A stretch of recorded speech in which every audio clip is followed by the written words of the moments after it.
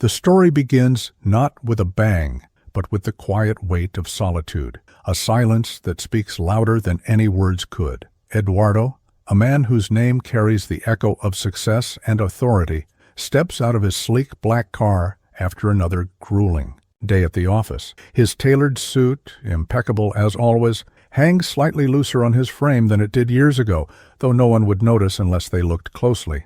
And few people do look closely anymore. Eduardo's life is an intricate web of achievements, sprawling business ventures, boardroom victories, and financial empires built from sheer willpower. Yet beneath the polished exterior lies a man who has spent more time building fortunes than relationships. As he walks up the marble steps of his mansion, the sound of his leather shoes clicking against the cold stone seems almost deafening. In the stillness of the evening, the house itself is a testament to wealth. High ceilings adorned with crystal chandeliers, walls lined with expensive art, and furniture imported from Europe, but it feels less like a home and more like a museum, frozen in time. As Eduardo enters through the grand double doors, he pauses for a moment, letting the heavy wood close behind him with a soft thud. He exhales deeply, running a hand over his face as if trying to wipe away the exhaustion etched into his features.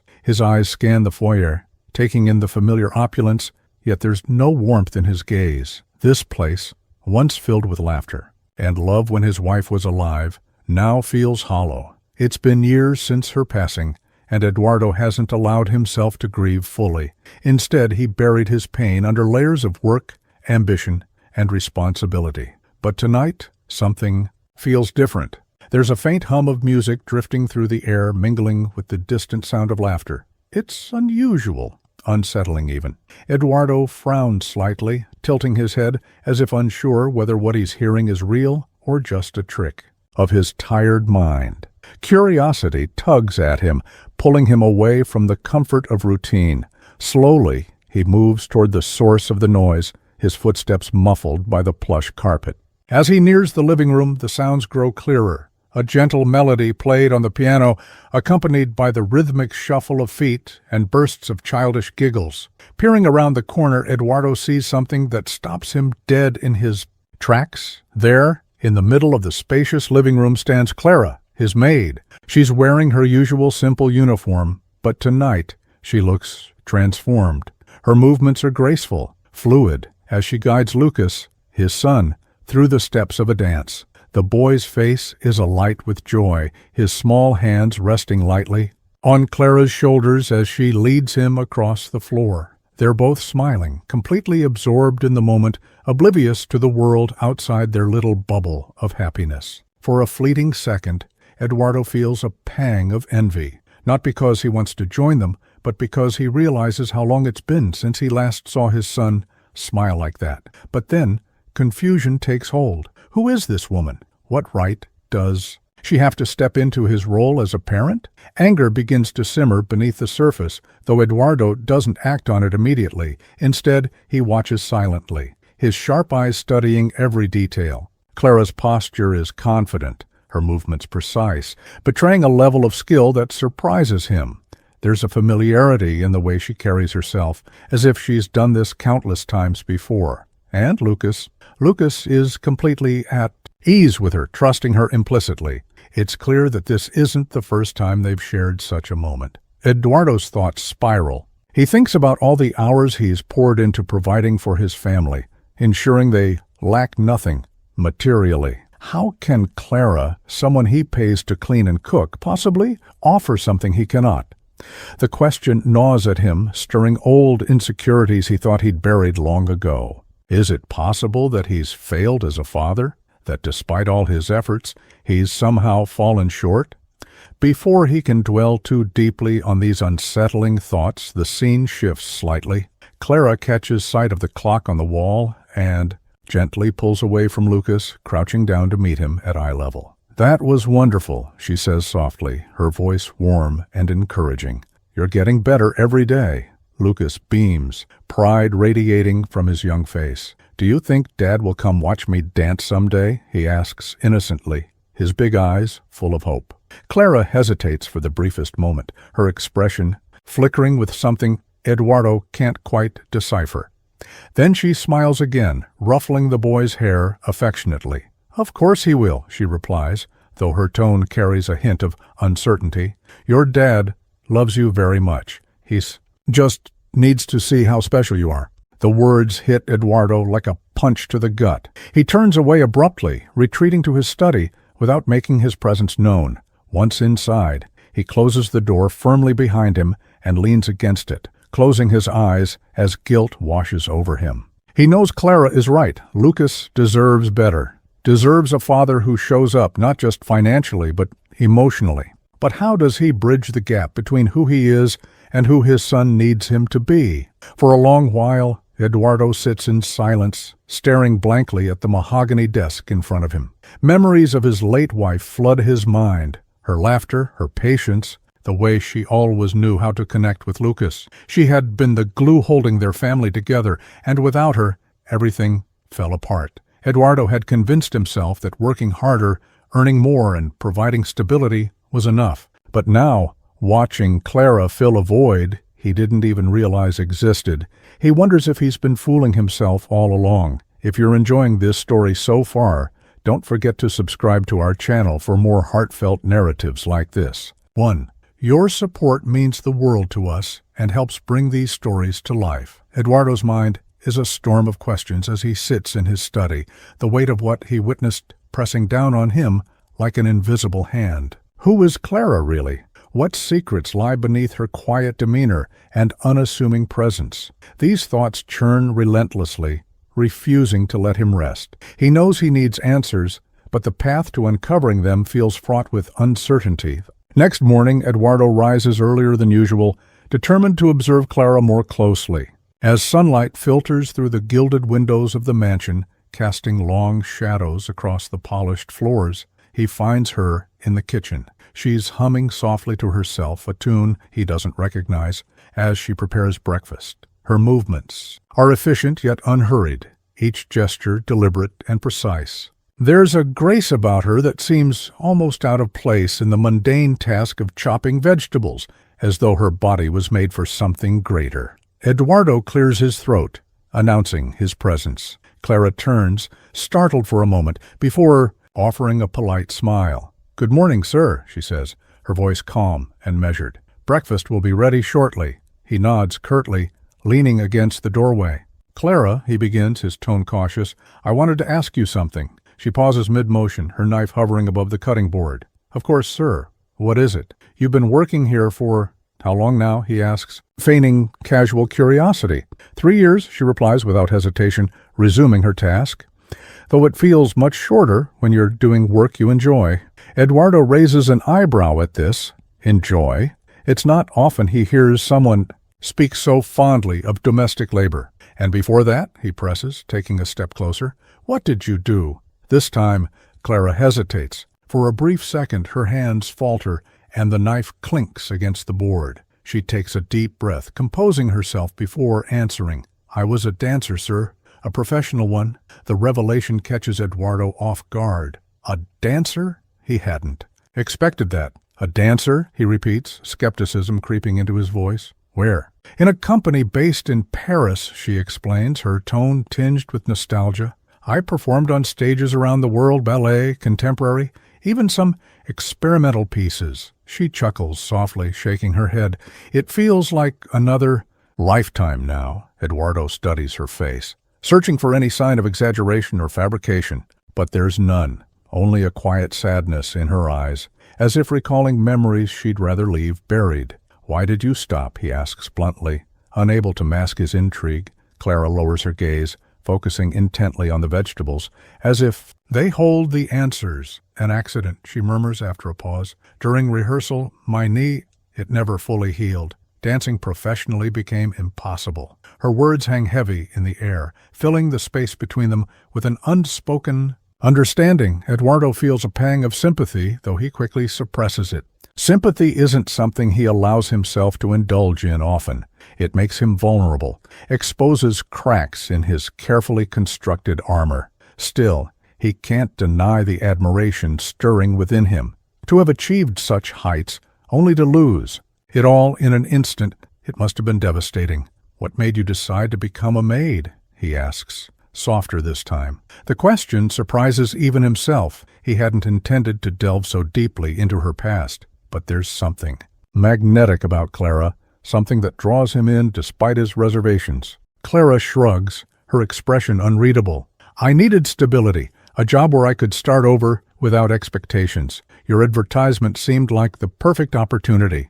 She glances up at him briefly, her lips curving into a faint smile. Besides, I've always believed that everyone has their own stage, whether it's a theater or a kitchen. It's not the setting that matters, it's the passion you bring to it. Her words linger in Eduardo's mind long after their conversation ends. That evening, as he retires to his bedroom, he finds himself staring at the framed photograph of his late wife on the nightstand. Memories of their early days together flood back, the way she used to dance barefoot in the living room, spinning in circles until she collapsed, laughing onto the couch. She had loved life with a ferocity that inspired those around her, including Eduardo. In many ways, she had been his anchor, keeping him grounded when his ambitions threatened to pull him adrift. But now, looking at Clara, he sees echoes of that same spirit. There's a resilience in her, a quiet strength that refuses to be extinguished. No matter how dire the circumstances, and perhaps, just perhaps, she's teaching Lucas more than just dance steps. Perhaps she's showing him how to find joy in the simplest moments, how to embrace life with open arms even when it feels unfair. Over the following days, Eduardo begins to notice subtle details about Clara that he had overlooked before. The way she moves through the house, her posture always straight, her steps light and deliberate. The photographs tucked away in her small quarters upstairs, images of her younger self in elaborate costumes, standing beside renowned choreographers and fellow dancers. Even the scars on her knees, faint but visible when she kneels to clean the floor, tell a story of sacrifice and perseverance. One afternoon, while Lucas is at school, Eduardo ventures into Clara's room under the pretense of discussing household expenses.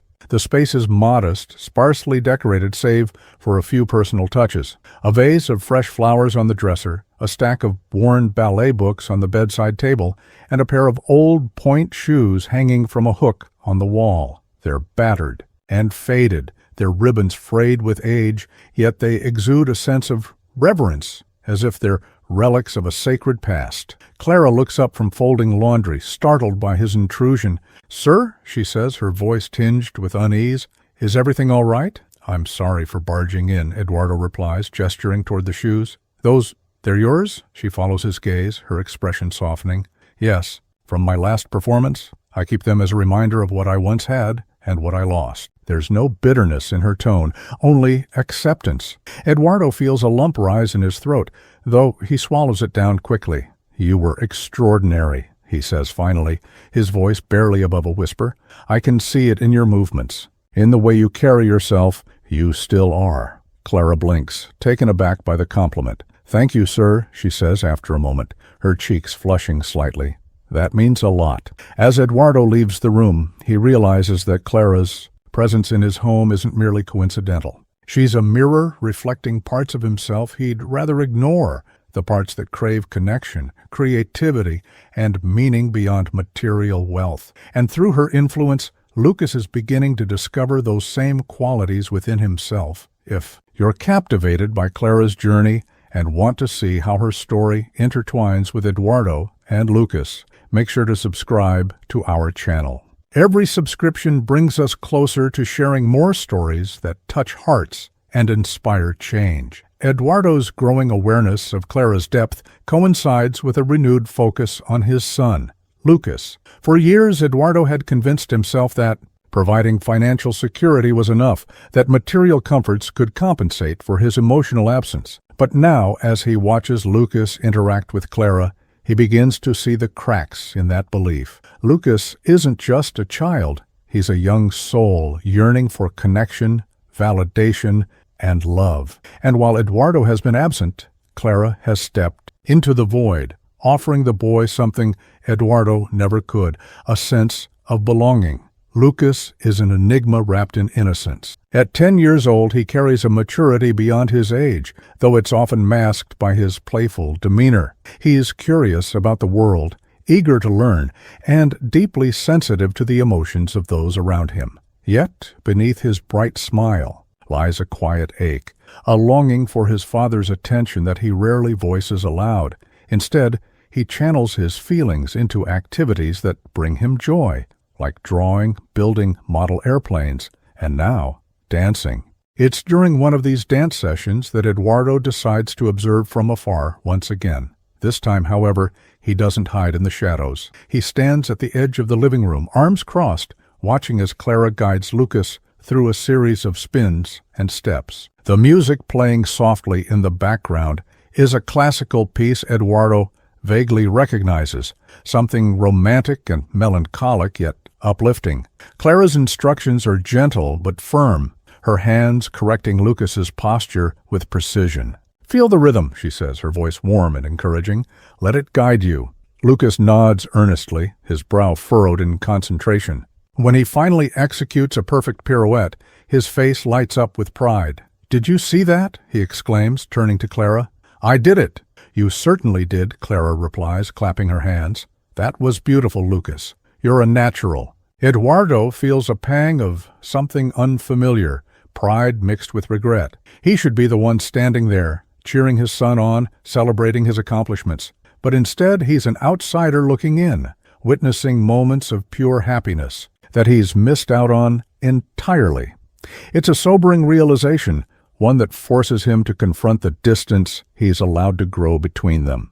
Later that evening, after Clara has retired to her quarters and Lucas is engrossed in a book, Eduardo approaches his son cautiously. "Hey, buddy," he says, sitting down beside him on the couch. "Can we talk?" Lucas looks up, surprised by the rare invitation. "Sure, Dad, what's up?" Eduardo hesitates, unsure where to begin. How does a man who has spent years avoiding vulnerability suddenly open up? He takes a deep breath, choosing his words carefully. "I've noticed you've been spending a lot of time dancing with Clara lately. I wanted to know how you're feeling about it." Lucas's eyes widen slightly, as if caught off guard by the question. Then he grins, his enthusiasm bubbling to the surface. "It's so much fun. Clara says I'm really good at it. She teaches me all these cool moves, and we practice every day. Did you know she used to be a famous dancer? Like on big stages and everything?"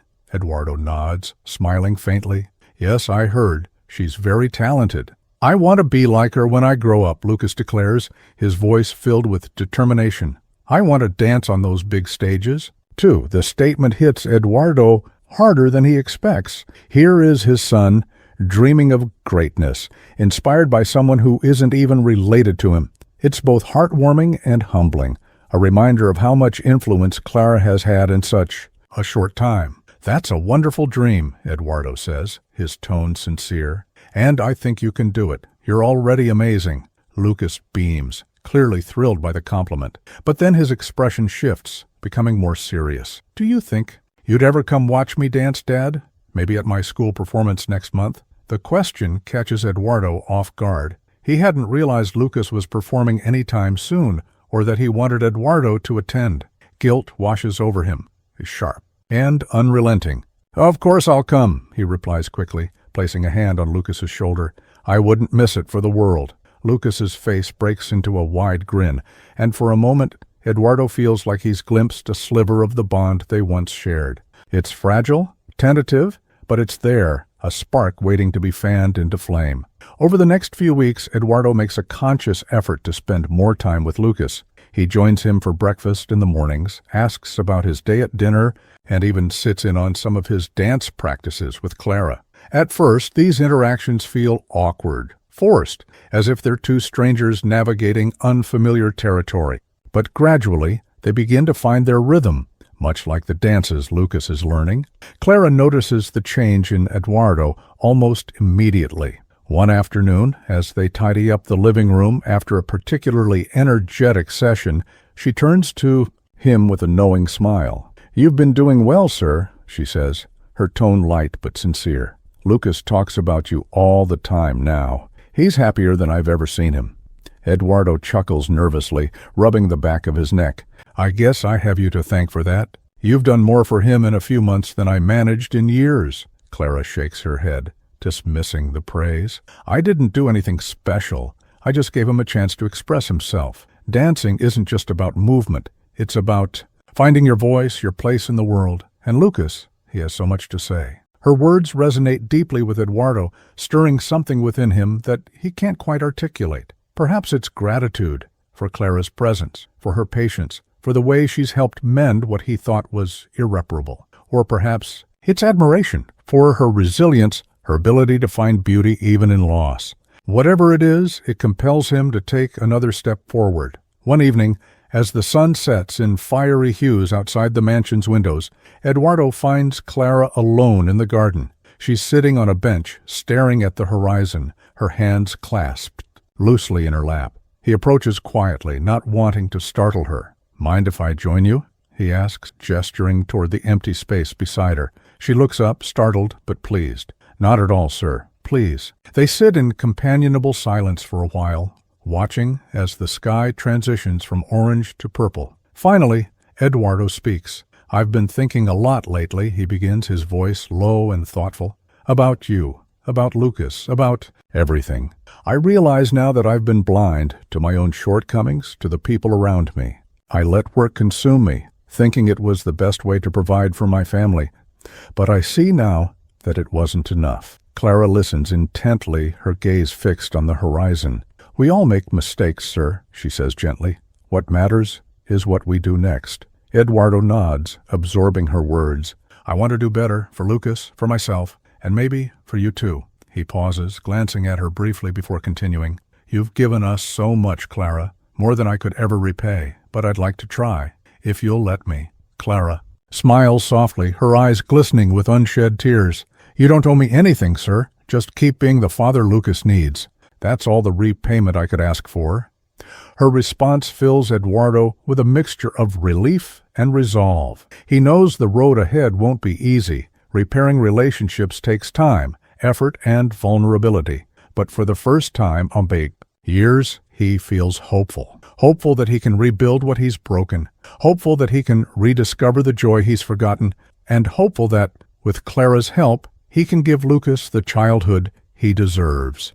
If this story resonates with you, please consider subscribing to our channel. Your support allows us to create content that inspires, connects, and reminds us of the power of human relationships. The fragile peace Eduardo has begun to build with Lucas and Clara is tested when an unexpected confrontation forces him to confront his insecurities head-on. It starts innocuously enough, a casual remark from a business associate during a dinner party at the mansion. Eduardo, dressed impeccably in a tailored suit, mingles with guests in the grand dining hall, his demeanor polished and composed. The room buzzes with conversation, laughter, and the clinking of crystal glasses, but Eduardo's mind is elsewhere. He keeps glancing toward the doorway, half expecting Lucas or Clara to appear. It's during a lull in the evening that one of Eduardo's oldest friends, Marcos, pulls him aside. Marcos is a man who wears his opinions like armor, unafraid to speak his mind even when it risks offending others. Eduardo, he says, his voice low but pointed, I heard something interesting about your household recently. Eduardo frowns, his guard instantly rising. What do you mean? Marcos smirks, clearly enjoying the moment. Word is, your maid isn't just cleaning floors and dusting shelves. She's teaching your son to dance. Ballet, no less. He leans in closer, lowering his voice further. And not just any ballet. She used to perform on some of the biggest stages in Europe. Quite the scandal, don't you think? The words hit Eduardo like a punch to the gut. Scandal? The very idea feels absurd, yet Marcos's tone suggests he's already made up his mind. Eduardo forces a laugh, trying to brush off the comment. That's ridiculous. Clara's just helping Lucas explore a new hobby. There's nothing scandalous about it. But Marcos isn't convinced. Come now, Eduardo. You're a man of status, wealth, and influence. People notice things, they talk, and let's be honest. What kind of message does it send when your maid is playing mother and mentor to your son? The question lingers in the air, sharp and cutting. Eduardo feels a surge of anger, though he masks it behind a practiced smile. "Thank you for your concern, Marcos, but I assure you everything is under control." As Marcos walks away, Eduardo's composure begins to crack. Doubt creeps in, whispering insidious thoughts into his ear. Is he being too lenient? Too trusting? What if Marcos is right? What if people are judging him, not just as a father, but as a man, for allowing someone like Clara to have such influence over his family? The next morning, Eduardo summons Clara to his study. His tone is curt, leaving no room for negotiation. When she arrives, her expression is calm, though there's a flicker of apprehension in her eyes. "You wanted to see me, sir?" she asks, standing just inside the doorway. "Close the door," Eduardo instructs, his voice clipped. Once she complies, he gestures for her to sit. She hesitates briefly before taking a seat across from him, her posture straight and dignified. "I need to ask you something," Eduardo begins, leaning forward in his chair. "Why are you teaching Lucas to dance?" Clara blinks, caught off guard by the directness of the question. "Because he enjoys it," she replies simply, "and because it helps him express himself." "That's not what I meant," Eduardo snaps, his frustration bubbling to the surface. "Why you? Why? Did you take it upon yourself to step into a role that doesn't belong to you?" Her jaw tightens, but she maintains her composure. "With all due respect, sir, I didn't step into anything. Your son asked me to teach him. I saw an opportunity to share something I love, something that could bring him happiness. Was I wrong to do that?" Eduardo opens his mouth to respond, then closes it again, unsure how to articulate the storm of emotions swirling inside him. Anger, guilt, fear, they collide in a chaotic mess, making it difficult to think clearly. "People are talking," he says finally, his voice quieter but no less tense.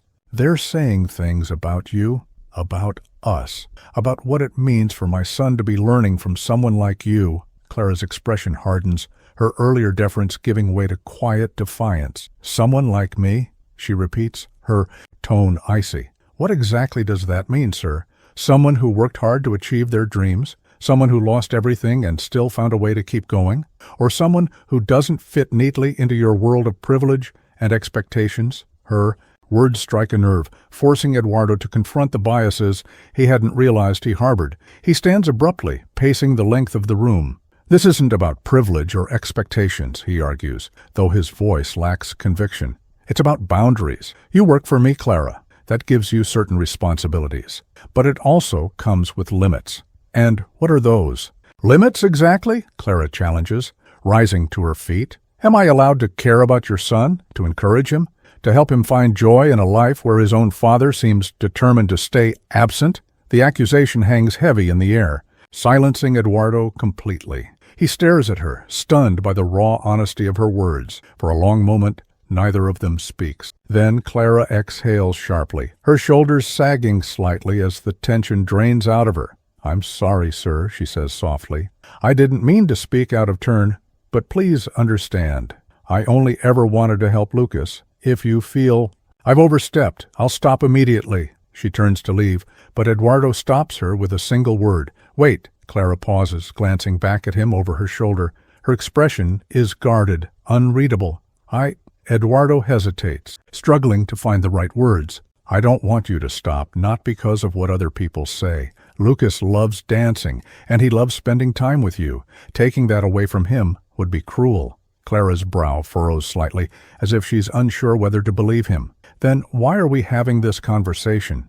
"Because I'm scared," Eduardo admits, his voice barely above a whisper. "Scared of failing him, scared of losing him, scared of becoming irrelevant in his life." His vulnerability disarms Clara, softening the edge of her earlier anger. "You're not irrelevant, sir," she says gently, "but you can't fix everything overnight. Building trust takes time. So does healing. All I ask is that you try to be present, to listen, to let Lucas know he matters to you."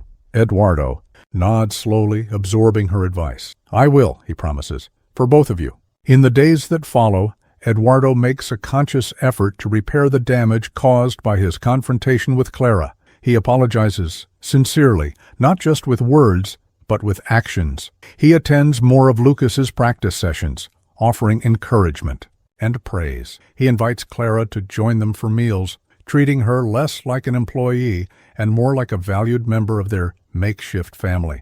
And most importantly, he listens, truly listens, to what they both have to say. Lucas notices the change immediately.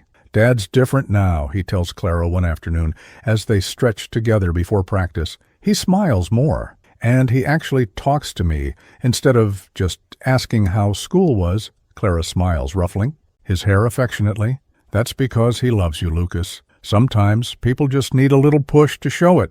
But the road to reconciliation isn't without its challenges. Rumors continue to circulate among Eduardo's social circle, fueled by gossip and envy. Some accuse him of being reckless, others of neglecting his duties as a father. Yet, despite the criticism, Eduardo remains steadfast. He realizes now that living authentically, prioritizing his son's happiness and well-being over societal expectations, is worth any judgment he might face. One evening, as the three of them sit together in the living room, Eduardo broaches a topic that's been weighing heavily on his mind.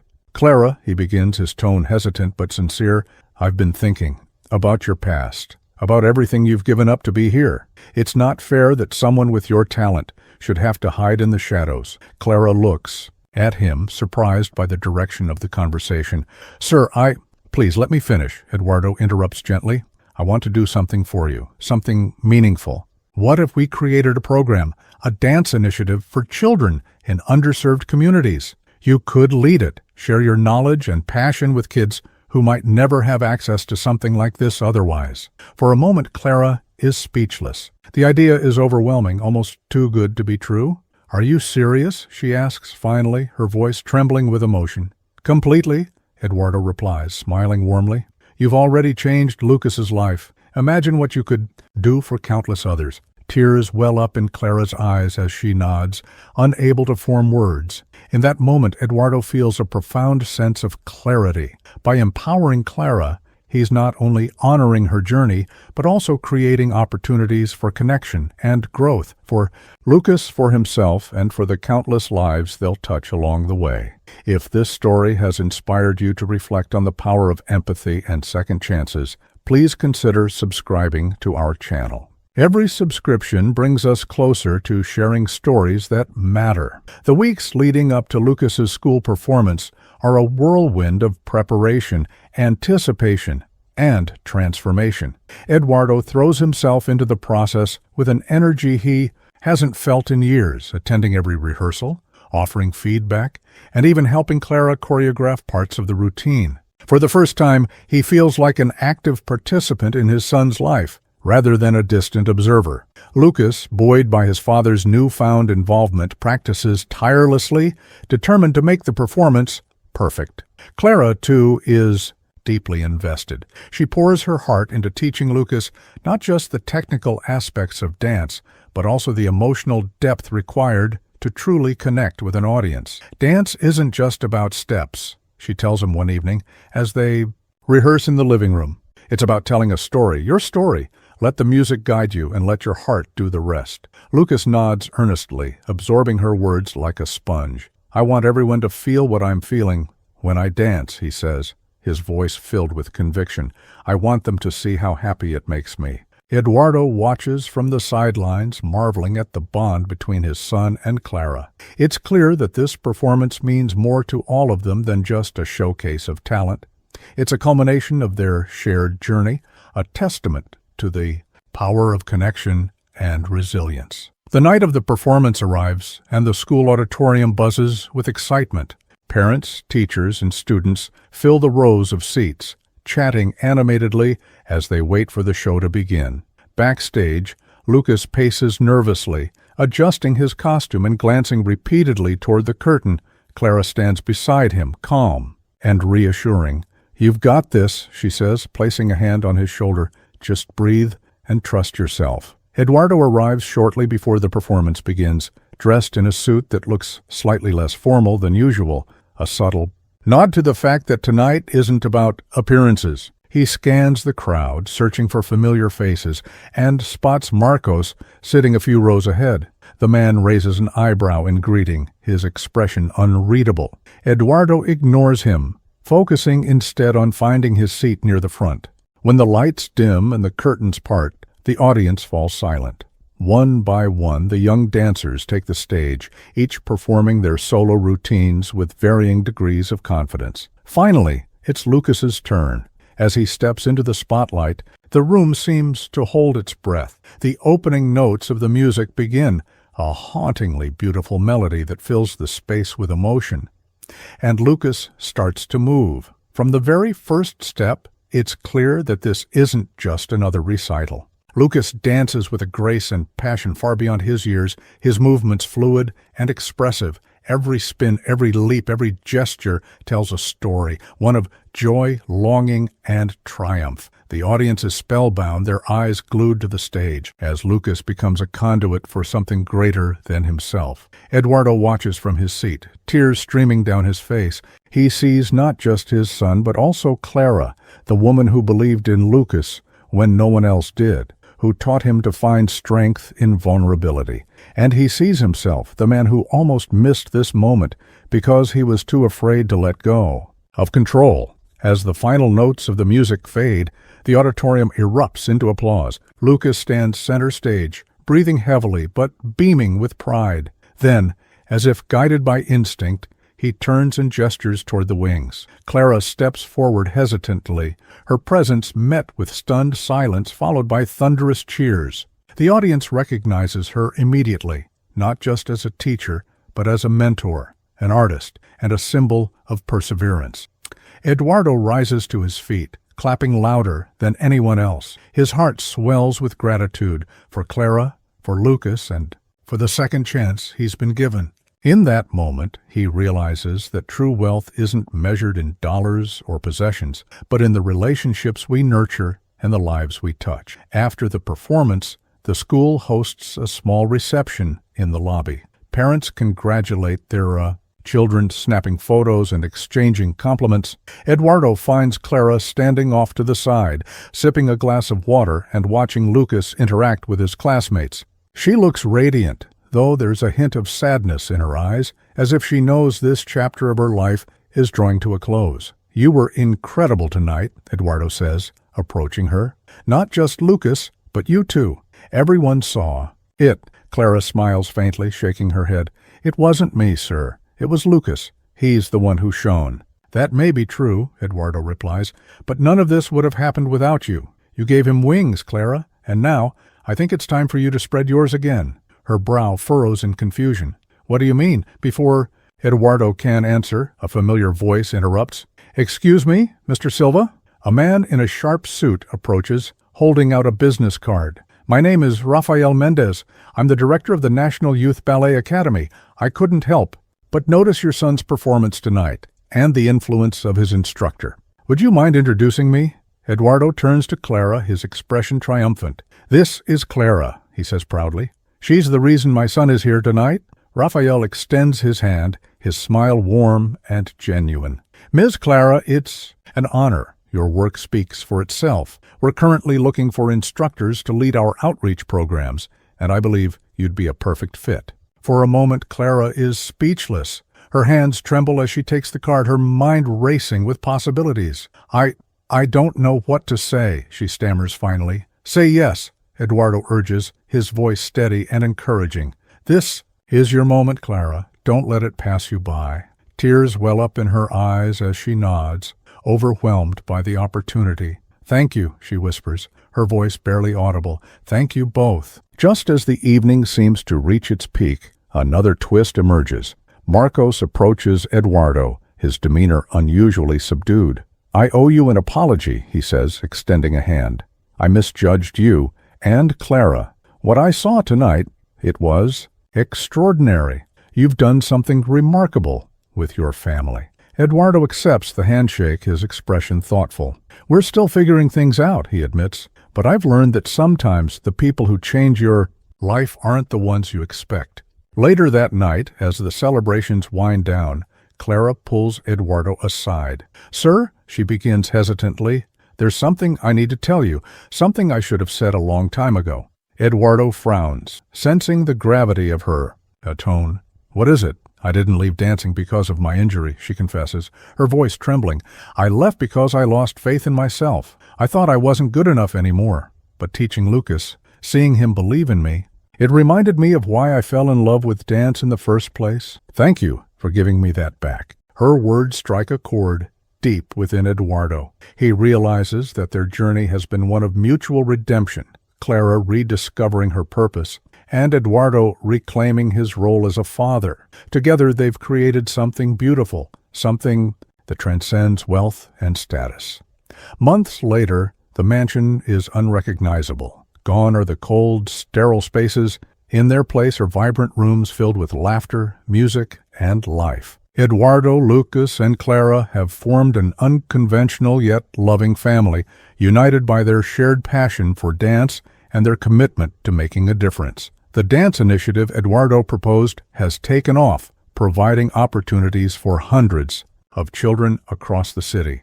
Clara leads the program with unwavering dedication, her talents finally recognized and celebrated. And Lucas? He continues to dance, his dreams bigger and brighter than ever. As Eduardo watches his son perform at a charity gala hosted by the initiative, he reflects on how far they've come. Life isn't perfect. There are still challenges, still moments of doubt, but it's real. It's meaningful. And for the first time in years, Eduardo feels whole. If this story has touched your heart, please subscribe to our channel. Your support helps us bring more inspiring tales like this to life, reminding us all of the beauty in human connection.